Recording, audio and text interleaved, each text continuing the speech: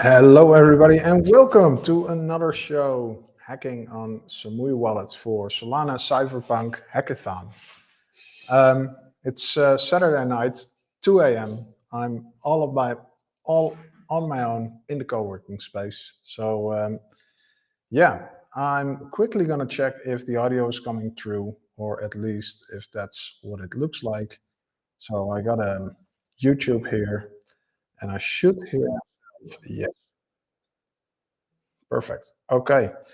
So cool, let's dive right into it. Yesterday we worked on, let me share my screen. Yesterday we worked on the account screen where we could derive accounts, we could import seed phrases and derive wallets from these things. Now I did do a bunch of cleanup, so let's start with an empty database here. So I did a bunch of changes here to the screens. So now you have these new options to create a wallet, to create basically an account. And we're going to have create a new account, which creates a new seed phrase and derives a wallet. Import an existing wallet, an existing account, and discover wallets. Now, right now, the discovery part is not there yet because we don't have a RPC collection. But this will basically be very similar to how you see this in other wallets like Phantom, Backpack, Soulflare, and I reckon Jupiter wallet extension as well. So let me quickly pull this up so I can see if anybody is chatting.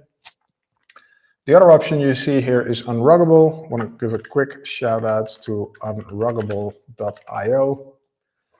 Unruggable is an amazing project. This is a fully open source Solana native hardware wallet. It works by basically flashing a ESP32 development board or a chip. So these are very tiny little chips.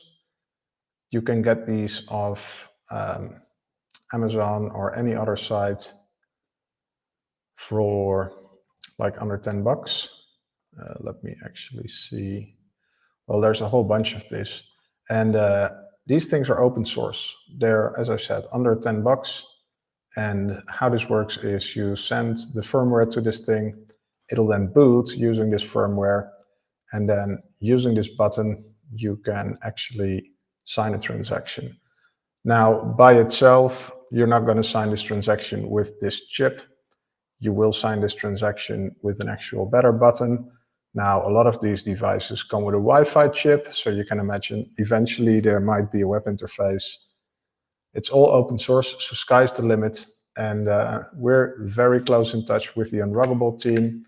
Shout out to Adam, shout out to Bill. These guys are legends. And yeah, this will be the first hardware wallet that we will integrate, which gives us a fully end-to-end open source hardware and wallet extension on Solana, native for Solana. So, but that's not today. Today, I want to quickly look at how this is done. Now, this is very different than how you would expect this to work in other wallets. So in other wallets, you typically have a UI where you see this thing, where you can copy it. And then on the import, you can actually paste it in. So right now, let's take this one. And we generate it here. It will derive wallet 74NJ. We quickly delete the database here. And we go back and refresh. And we import this same seed phrase. You'll see it'll derive with the same 74NJ. So nothing unexpected here. I added a bunch of more things, so you can now, these wallets now have a little avatar. So I added a bunch of avatars just to make it visually appealing. So implemented these custom UI avatar components. I added some UI colors to this thing so that these, based on whatever string you pass in, it will get a different color. So this should make it easier to identify these things. And I think I'm also going to add these here, but let's not worry about that right now. What I am going to worry about today is going to be building the onboarding flow. So I guess before the onboarding flow, what we actually want to do is make sure that we can set these wallets or these accounts as active. So what we're going to do is say active accounts. And the way you do this is using the preferences system. So in the first show that I did in this series, we looked at preferences and how we built these things. We basically have a key, which is an enum, and this key is part of a schema, which is this preference schema. It's a very simple key value pair. This will inevitably get more complex in the future, but for now, this is all we need. So today we're gonna make it so that we can set an account as active, and we later will also set a wallet as active. But I'm gonna comment this out just kind of as a reminder. But this is what we want to do. Now, the other thing that we want to do here is that we make sure that if this is the first one that we created, so we're going to delete this one and go back to this. And I'll explain a little bit why I keep deleting this and not just regenerate or delete using the UI. But what I actually want to happen is as soon as you create one, if you click this generate button, at the database level, I want to enforce these kind of things. So I don't want this to be something that needs to be taken care of in the front end. I actually want our database to have a little bit of logic in there just to make sure that this works as expected.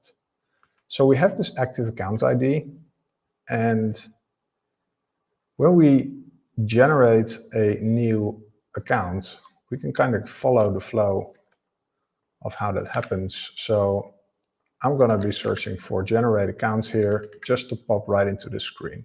So this is the form which is rendered by this component. And once I hit the generate button, this is what gets executed. So we call into this mutation right here. We call mutate async, pass in the input. We get back the account ID, and then we navigate to that thing. So this is basically where we want this action to happen. So inside this hook here, we have a bunch of other hooks. Now these are all the useDB hooks. So these are hooks that are mutations around our DB logic. So we have our DB, which is powered by Dexy.js. Now we have a bunch of hooks on top of this, either mutations for mutating state, or queries for getting state, or we even have like live state powered by React query hooks. And we want this to happen on DB level. So we're creating the account here. And then if we check into this hook, this mutation, we see it's fairly simple. We actually call into this create option, and this actually calls into the create. So what I think that needs to happen is basically figure out, after we created this thing and it all went well, we now have the ID. So the data here is an ID. This is also what we return back. We return a promise string. So we basically want to set our active account ID to the value of data. Now, we only want to do this if not set already. So the best way to do this, I think, because this is fairly low level, we have access to the DB right here, we have access to the key, we can basically figure out if this thing exists. Now, a lot of these functions, like here, DB find unique ID by key, it'll return either the item or null. So this is exactly what we need right here. So basically, we can await this DB find preference by key, pass in the DB, and this, as you see, is strongly typed. clearly because the preference schema here has this key. So that's a great start. So now we can actually see if this thing is set already. Entonces, has active account ID. And then if we don't have active account ID, we actually want to set it, right? So this is basically the momentum where we want to do it. Now setting this DB preference create, we pass in the DB, we pass in an object which has a key of the strongly typed key, and the value is basically data. Now this should be enough. This should be all of it. Now we could do a few things to test this, but what I actually like to do in this case is use our unit tests. So we have quite a bunch of extensive tests, and what we know is that if we create a thing, if we create an account, then we know that on an empty database, so account create, here if we create an account, we know that before this code is ran, we won't have and set active account ID. I'm sorry, doing two things at a time, narrating and typing. So the thing is, before this function executes, we know we have zero, a no preference value for this key. And when it's set, it should be set. So I think the easiest way to check this is actually take this one, say in the arrange section, has this one before and after. I'm actually going to set these right. I'm going to sandwich this account create, and then we're going to make a bunch of assertions. So we're going to say to B, and we're going to take, oh, I'm sorry, I'm going to take the result of the DB create here, comes result equals, and then the after value, it needs to be set to be result. Let's see if this works. So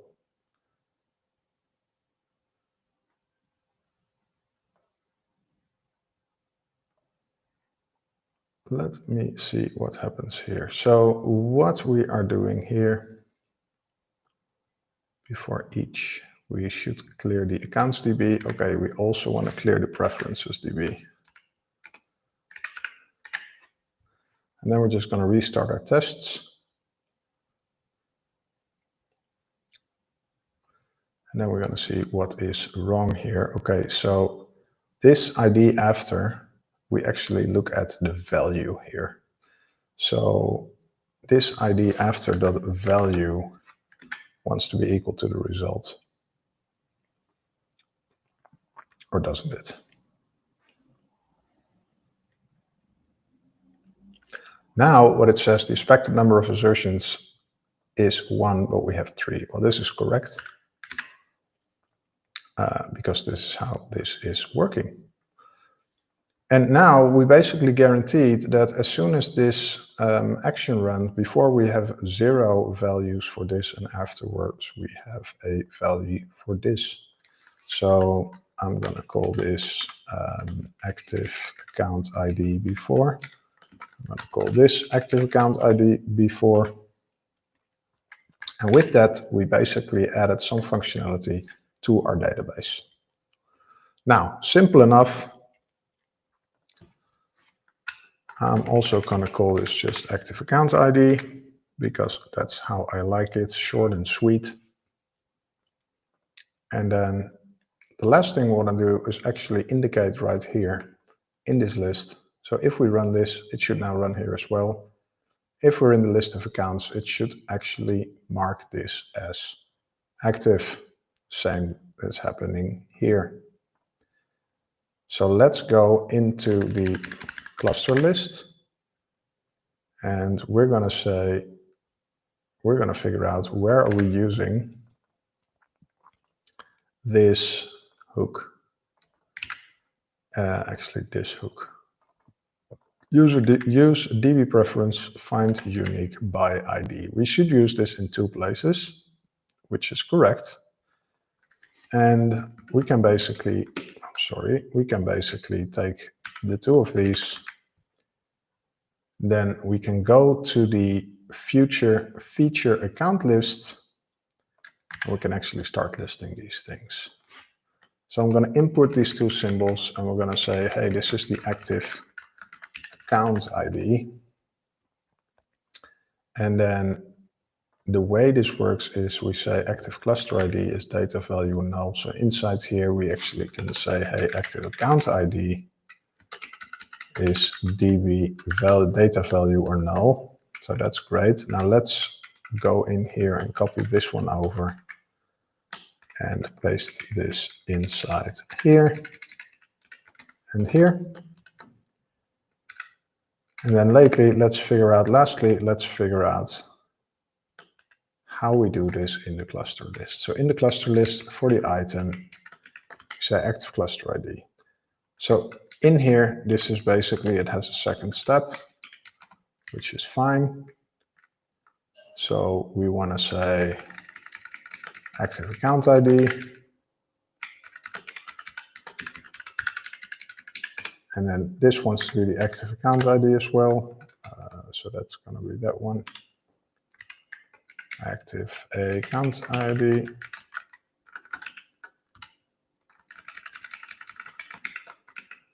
It's not this one, it's the other one, active account ID. This is the one, active account ID. And we pass that in right here.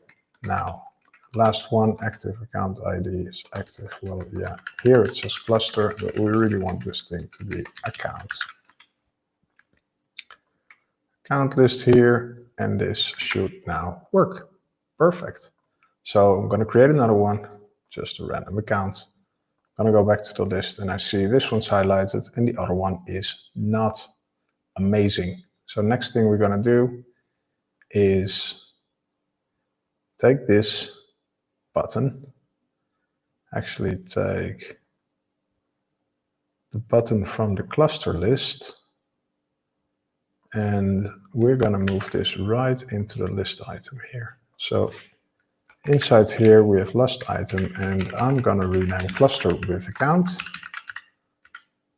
If active account ID, set active. Great. So we want to have this set active function, and that takes, in this case, a cluster. So we want this to take a account. Perfect. Do set active here. And we want to use the same one actually where we use this. So in this case, settings, I broke this up.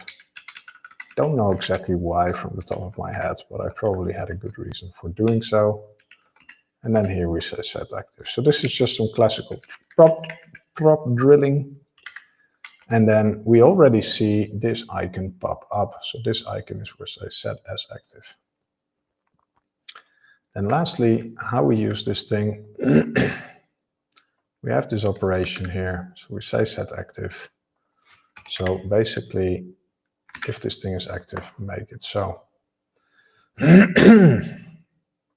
Now, as you can see, this works right away. So now we have a way to activate one account over the other, as well as, because we added this to the base level, if I go in here and I refresh, if I generate a key, it should be active by default. So there we go, it's active by default.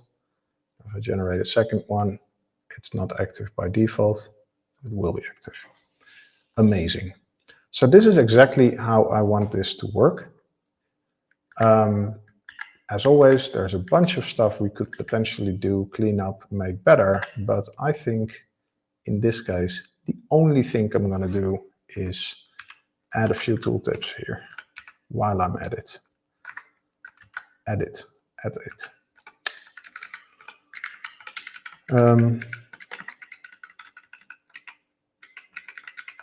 That's this. and the other one is delete. And that way we are just consistent with the other one. So now we have delete, edit. Now there's a bunch of stuff here that I need to optimize. So basically, if we delete this one and there are other accounts, so there's a few things we can go about it. One of them is we can say, okay, if you delete someone, you cannot delete an active account. I'm not sure if that's a good idea. The other thing is that we can say, okay, you can delete an active account, because right now it will just allow you to do this, and then you need to manually set the other one active. So there's basically two ways to fix this. One is just prevent deleting active accounts. This means you'll never get rid of the last account. This might be a good thing. This might not be a good thing. The other one is that if you delete one that's active, we'll then just make the other one active. The next one in line, basically the new first one. I'm having a scratch pad here, so I'm gonna say if we delete an active account or cluster for that matter, or wallet for that matter, what should happen? We have two options here. We can prevent this from happening. This makes it so that we won't be able to delete the last account. We can figure out what account will be the next active account. So stuff to figure out. I don't know the answer right now. I don't really care. It's not something that will, that's very important. It's important that we make this work. Why? Well, we need this to do onboarding. Why do we need this, B-Man? For onboarding, well, the reason is that we use this flag, active accounts ID, while you start the wallet for the first time. And if this thing is not set, it should return to onboarding. So if I delete this and I delete this, now I should be greeted by a screen that's similar to this, but that's actually the proper onboarding. So it should not render the navigation bar. It should not render the cluster dropdown. It should guide you to the onboarding. So that's something that I hope to do soon. Maybe I get to there today. Otherwise, it'll be tomorrow or Monday. I might touch some grass tomorrow.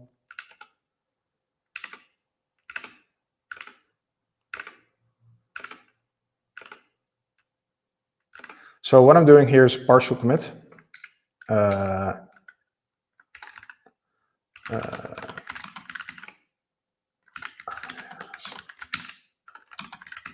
So which is basically a patch commit. So that basically asks me for each of the sections if I want to do it. It beats doing git add dot. And then this is a feature where we say make sure to set the active account ID when creating the first account. Perfect. Now, the way I write this note, the reason I write this in a note is just first that I keep track of it. And by the way, if we add import and we don't have an active account to set it, this should now be fixed. Let's quickly see if it also works with a import. It should. So we have our good friend Bill tomorrow. This one should now be active because we used the same method. So we did this. Perfect. I'm going to quickly do the test again. I'm going to run a few more things here because I prefer to run this stuff locally so that rather than having it fail on CI. This is okay, awesome. I got people checking out here. Chibes, GM, good to see you here. Matt, also good to see you here. Super happy that I have people joining me here. For me, it's late at night. It's 2:30 a.m. I'm in a co-working. It's all empty here, so I can talk louder. The how about you guys? What's the time? Where are you at? Is it still evening, afternoon? I think in the US it's probably, depending on the time zone, it's probably evening-ish. I guess if you're in Australia or New Zealand, it'll be Sunday already. I guess technically here it's Sunday also, but you know what I mean. Awesome. So did the commit. I'm going to push this up. So yeah, the reason I write this down is first so I keep track of it, but the second one is that I'm going to discuss this with my co-founder, Toby, because Toby might have an opinion about this, and I do want to take that into account just to make sure that we make a decision that we're both happy with. These are not like obvious decisions. If we think about like, yeah, adding this little icon, the avatar, I just do it. I think that should be part of it. But this specific decision is kind of interesting to figure out. How do we want this thing to behave? What do we want to block? And what do we want to be able to do? What do we want us to do in the app? And what do we want our users to do in this app? Chiba's from Nigeria. It's night over there. And Matt, it's still afternoon, 3:30 p.m. California. Nice. Yeah, been to California a bunch of times. Never been to Nigeria. I'd love to go. I might at some time, but won't happen anytime soon, as we're currently I'm in Azerbaijan, Baku. We're slowly heading towards Breakpoint.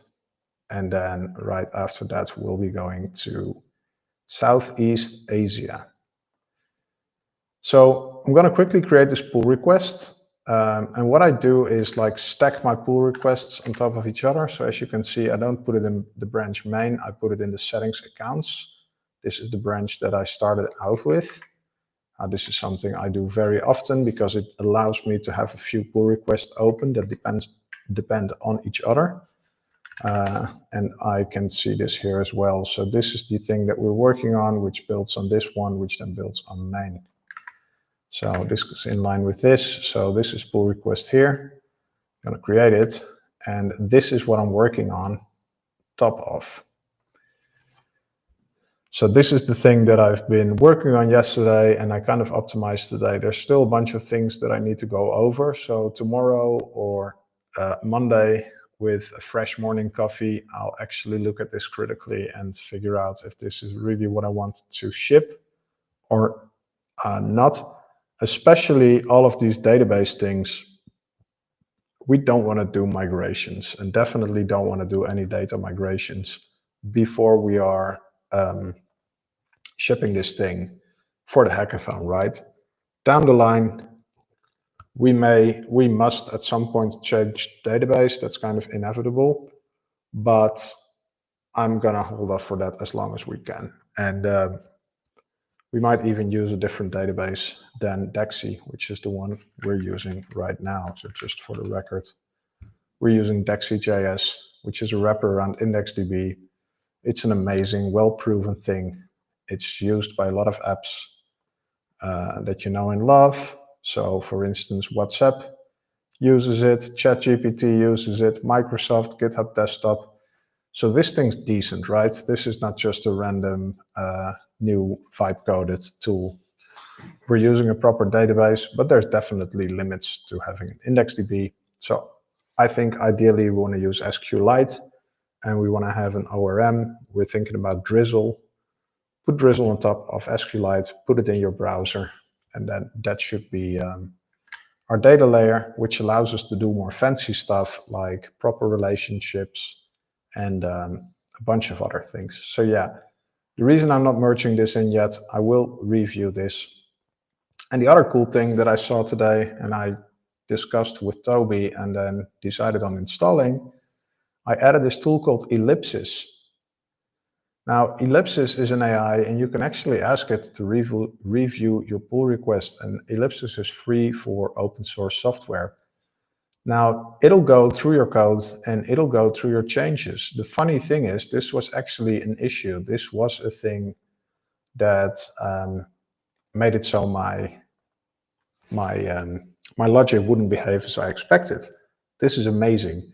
In this very case, it was kind of an edge case because this wouldn't frequently happen.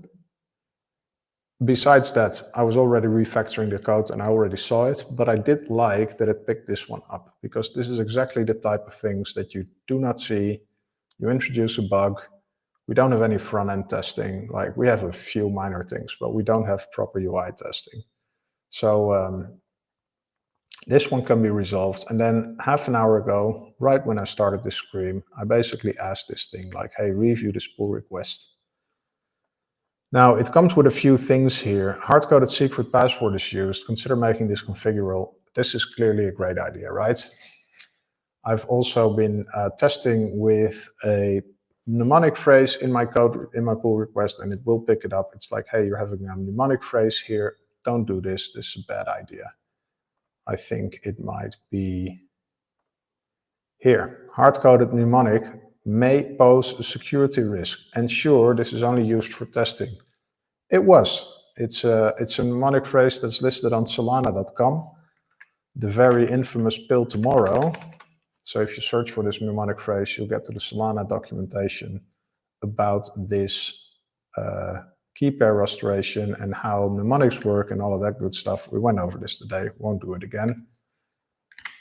But it's great to have an AI that kind of watches our back and tells us like, hey, security risks. So what I did right now, password, mixing async await with then can be simplified. Consider using async await for consistency and clarity. I think I agree. Using window confirm is acceptable, but please consider replacing it with modal window. So yeah, this is all stuff that I'm going to address the next time I'm working on this thing. And in here, it says it looks good to me, LGTM. So that's great. I'm happy that it's agreeing. Now, it also adds these comments, which is kind of nice. So this means that I don't need to write these comments myself. I might get lazy and complacent with this, but for now, in this process, it's kind of nice that it sums up what actually is in the PR and not just what I think is in this PR. So yeah, just testing this out. Ellipsis, it's free for open source repo. So yet another great reason to open source your repositories. Cool. So I think fairly quickly, I want to do the same for the wallet. So the wallet, it can derive multiple wallets. Now, looking at this, active wallet ID, this is kind of more complicated. And why is this more complicated? We have a relationship between account and wallet. So how this works is we have accounts which have an ID created at, updated at. They have a mnemonic, a name, and a secret. So this is all standard stuff. And then they actually have a relationship with is an array of wallets. And then wallets by itself is a type that has the same ID. Most of these things, it doesn't have a mnemonic. It has a public key and a secret key. But there's a relationship here. And then in order to formalize this relationship, we basically store an account ID here. So this goes to accounts.id. Account wants to be singular. So, and this is a wallet array. So this is kind of relationship we have, but we don't currently have a strong way to do these relationships. Now, why is this interesting? If I'm going to set my active wallet ID, so let's say I have a button here that says this wallet wants to be active. I only should be able to do that in the account that's active. That's one train of thought. The other train of thought is that if you set this active, you will also set the account ID, active account ID, if it's not the same. Now, why this division between account and wallet? Why not just have a wallet? This is inspired by Backpack, which I think is a great wallet. And here in Backpack, you have a bunch of these accounts. It also says add accounts. So we really use similar nomenclature. I should probably call this add account. If you do add account, you go to the onboarding flow. This is exactly the same flow that you get when you first load the wallet. So you can here say create one or import one. Again, this is very similar to what I've been building. They add a bunch of chains. We don't add a bunch of chains. But now I created an account, A8, and it did derive automatically this wallet for me. Right? So this is what I'm mimicking here. I'm going to go back to the browser where I was, because now it should just show here A8. So this is the thing that I just created here in Backpack. And if everything works well, we can actually test this. I should be able to go to settings, my account, which is the account that I have here, show secret. Now I'll have to pass in my password. We don't have this one. And I'm going to copy this one over. It's not a real secret as I won't have any funds, but if I import this mnemonic phrase here, it should lead to the same public key. That's why we use these standards. So if I look into wallets here, we see FC6A. So the idea of having accounts with an array of wallets is directly taken from Backpack. I really like this. It may be that a lot of people will just create one account. I don't know. We may want to change this in the future, but from a data point of view, this is how I envisioned it to be. So this is what I'm building out. So what I think I'm going to do is make it so that if you set a active wallet ID, how do I want this to do? This is actually fun. It's a lot of these things they seem interesting. When I started, it was like, yeah, I have to do both. And then now that I was just talking to you guys here, GM, iCoder, great to see you here. I hope you're doing right, bro. Matt, this is a great question. Are wallets always derived in the same order? So we can look a little bit at how these things are how these things are derived. Derive wallet. So what happens when I click this thing? So how does this work? We're actually going to go to solana.com and go to this example that they have here. And I think this will run great. So this is the mnemonic phrase here. And in this example, it just iterates over a range of from 0 to 9, right? So it takes 10 wallets indexed at 0. And then this is the path. So derivation path is a thing. Go look it up, ask your favorite GPT if they can explain how this works. But we basically go from 0 to 10. And then if you derive using this path in numeric order, it will always, given the same mnemonic, it will always output the same private keys. So yes, wallets are derived in the same order if you pass them in. GM Sandeep, my friend, good to see you here. Very nice. It's also late night for you, sir. So yeah, Matt, these things are in most cases derived in the same order. Now I have another dev setup here. This is DevNet Sol, right? So shouldn't get illusional. This works the same. So if I go into Solflare here and say add a wallet, and I just say foobar, then this foobar wallet that got created is under the same recovery phrase. So they very much have this same concept. If I would export this mnemonic phrase here from the main wallet and I would add it into another wallet and derive the second one, there should be FR8K. Now, there's a bunch of things to take into account, and eventually I want you to be able to specify your own derivation path. But yes, as long as you have the same derivation path, you will get the same key. Now, this one, 44501 I0, as how I like to call it, because I is the one that we iterate over. So we can see derivation paths here. Like this is the one, and I actually should zoom in my IDE a little bit so you guys can see it better.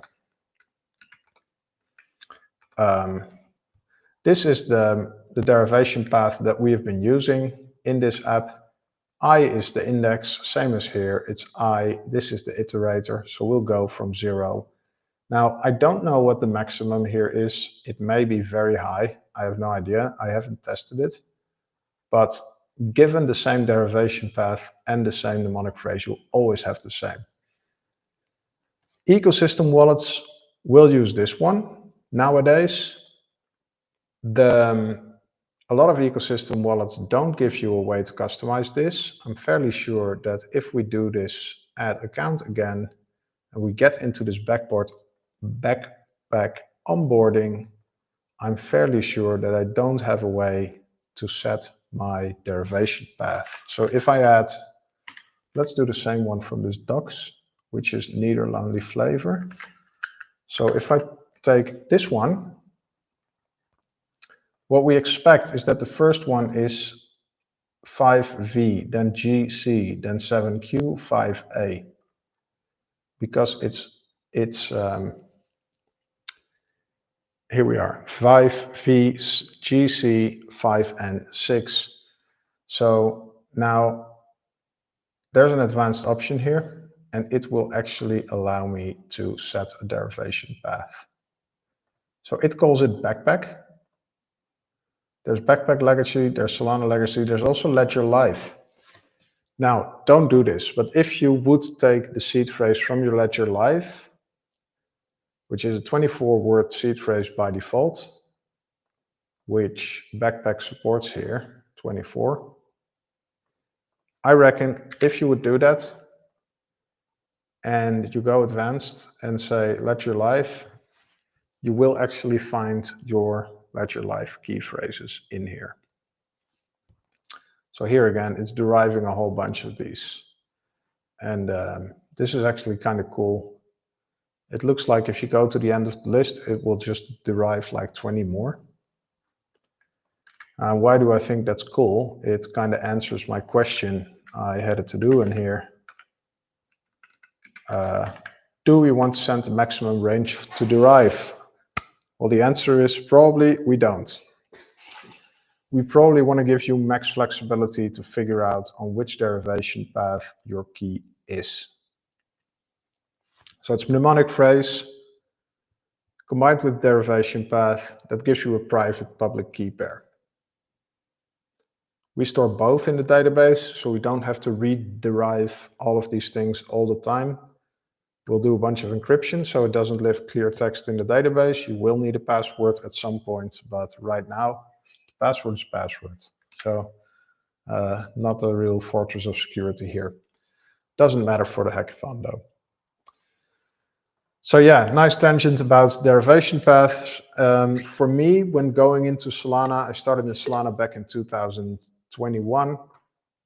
This whole key pair, derivation path, mnemonic phrases, public private keys, this was one of the hardest things to grasp, and it was very, very difficult to find good information about this. This was also before the time that we all had access to large language models,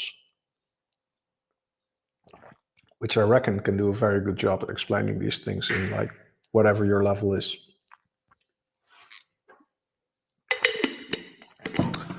For now, let's give a stab at making the account active. So the main thing I want to make sure of that if we have an account, if we create this account, I'm going to refresh the thing here. If we do generate account, we create a new account, it should mark this one as active. Now, we already know how this works.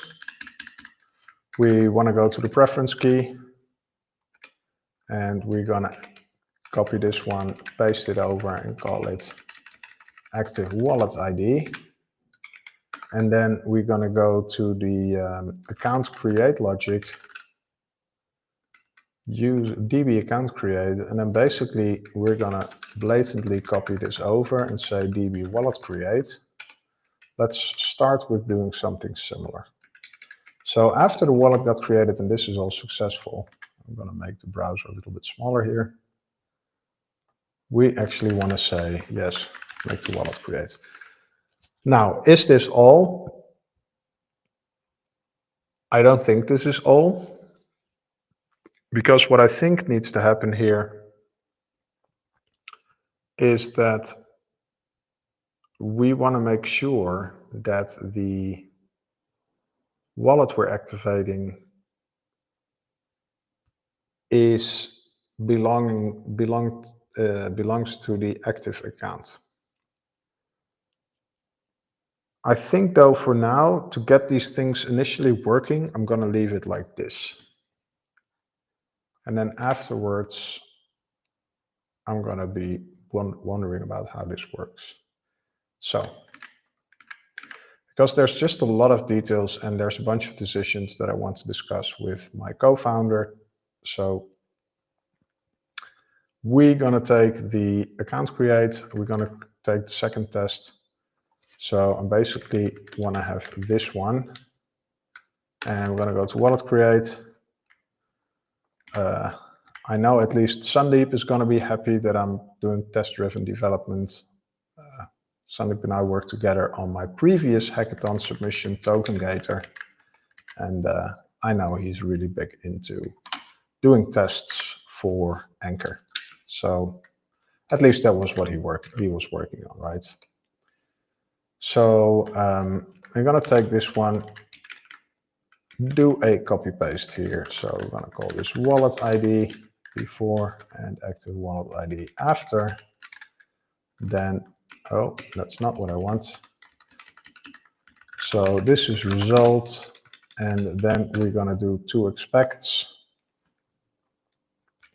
Result is singular in this way, in this case. So we're going to make that singular. Now the test should fail, because I started counting the number of assertions.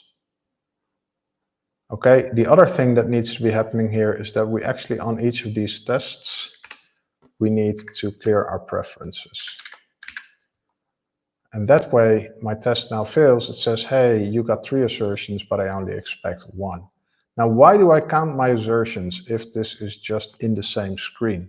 Well, the reason I do that is that I think the number of assertions should be specified hardly, because if you don't, and somehow the test breaks off here, and you don't tell upfront how many assertions you have, this thing will just pass, which is not what we want. We want to know upfront, we want to specify this is the amount of assertions you're going to get, and then these assertions must be made. And that's the way we do it. Now, I also see there's a derivation index property here is missing. I'm not going to bother there right here because it's just not part of what I'm fixing. But I will take a note. Property derivation is missing in type, and this is the type. So I'm going to go to my Samui Wallet, and I have an error. And this is the error. Great. Fix this one in db wallet create.test.ts. So yeah, I just have a note for this thing right here. Now this worked, and now we should be able to, in this wallet list, we should actually see that the one is selected. So this will be a bit of prop drilling again. We'll derive a second wallet just for the sake of it. And then we say update by key. And we're going to take this account list that we just created, And here we're going to go to the account detail page, which is the thing that we're looking at. Now this, for me, already gets messy. I understand for a lot of people, they have seen messier React components, but this already does way too much things. For now, though, that's what I'm working with. I'm not going to clean this up right now. We're actually still in hackathon mode, so there's still a bunch of things that we'll just have to deal with. So I'm going to take these two properties, set account, active account ID and set active. I'm going to add these ones here. So active account ID and set active. Now this is not account and the other one is not, it's wallet. And I'm going to use this one here and set active. Now, as you see, we have some rules in place that will do reordering. This is a blessing. This is so incredibly good. I love this. Now, how do I want this to work? I actually want a new column right here, and I want a button inside of this thing. So I'm going to copy this button. I'm going to add a table cell, add the button, and this is not, this is the active button. This is, I think I have a checkbox here. And what this thing does is say set active, and we pass in the item. Great. Now this also means that we don't need to call span of 2 here anymore, because we did call span 2. I actually think,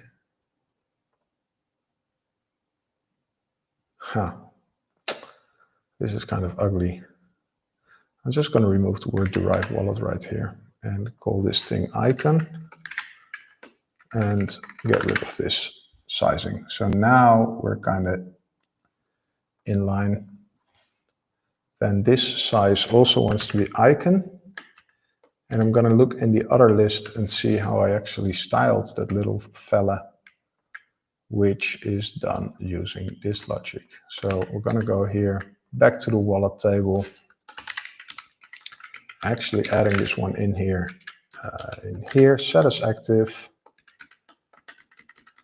Now, somehow I did create default here. It doesn't make sense to me at this moment, so I'm not going to have this create default. Icon outline, we do have some styling, so we're going to add the style, and this should have a nice, cute little green button right here. Okay, we're going to go back, delete the database. Why delete the database? Well, I think I missed something. So create account, create a new account, go back to the list. This one's active, sure. But if I go in here, this one's not active. Why is that the case? Well, we don't call into the same method when we create this. So this is something for me to check into. Why is the thing not set by default? And the other thing, or is it? Or is it? It is. Okay, I was wrong. I love being wrong. Thank you, Gemini.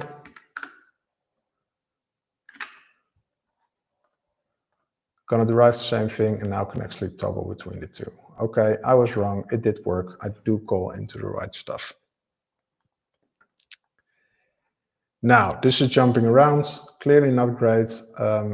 This is not the right moment to do any of the UI optimizations. The important thing is, I'm going to delete the database again, start from scratch, go here, refresh the page.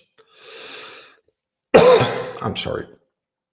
Generate a new account, and here we see it's active. And we can do this one, and it's also active.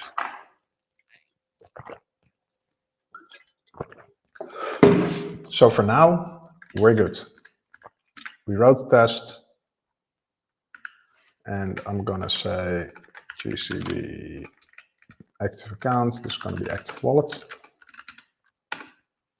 And again, a partial commit, or a patch commit, as they like to call it. I like to call it partial. We set the active wallet ID. We set preferences. We have a test for this stuff. And here in the details list, we actually created And here in the table, we show the icon. Amazing.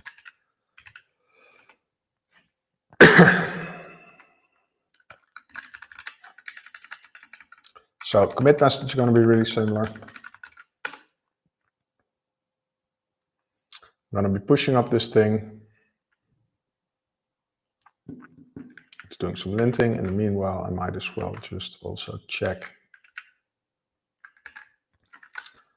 types here. Don't think I made any issues, but who knows? And we can push this up. I'm really sorry.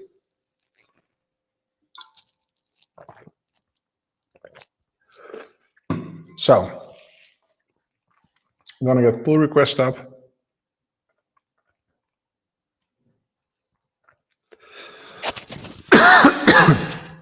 Oh.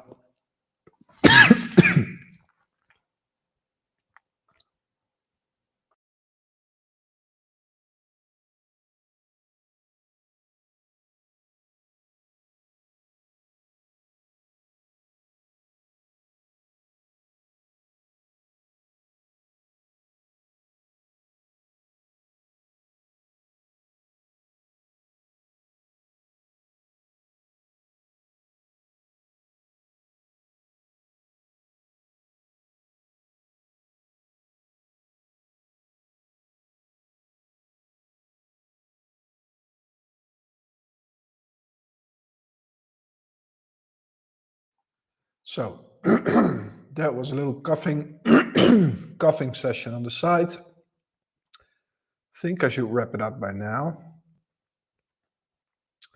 Let me set active wallet here. Active account. Create a pull request. And then with that, I think this is a beautiful way to call it a day. Thanks everybody for joining. It was very nice to have you here on the late afternoon. I'm doing fine, I'm just coughing, so don't worry. I'll get some mints, I'll get some more water, but I think I should stop talking, go to bed. It's 3 a.m. I hope to see you all tomorrow. Thanks everybody for watching and take care. Bye-bye.